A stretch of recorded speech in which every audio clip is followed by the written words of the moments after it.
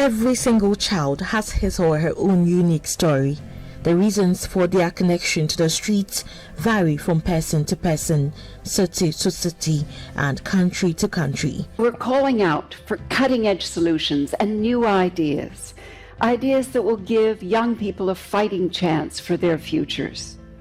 We don't know all the answers, so we're reaching out to businesses and governments and nonprofits and academia and communities and innovators for help. Not all children who can be described as street children are necessarily homeless. They may work, play, or spend their time on the street, but may go back to sleep with their family or parents. However, the second generation street children are children who depend on the streets for their survival. They were born on the streets by street mothers who have also lived on the streets all their lives. These children live on the streets, work on the streets, have support networks on the streets, or a combination of the three. According to a research fellow at the Center for Social Policy Studies at the University of Ghana, Legon, and a child's rights advocate, Dr. Nestina Koli-Kidenchi, well, there is no doubt that there are common reasons that push children onto the street.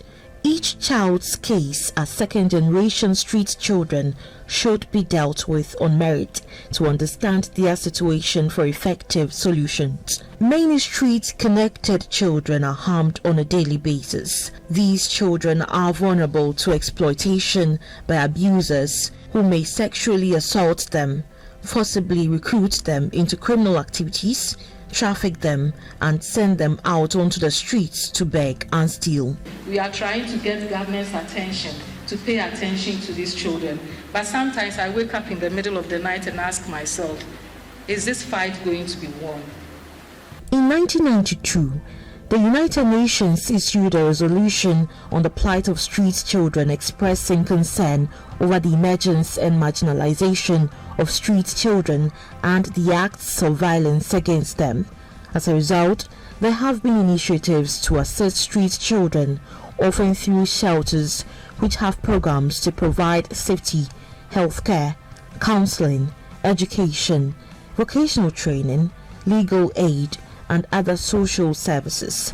In Ghana, there are calls for assessment of the overall situation of street children by mapping out areas of their concentrations, their activities, needs and priorities, the magnitude and patterns of drug abuse among street children, and their health and nutritional status. But have these calls been heeded? For GBC News, Ofeyiwa Dako reporting.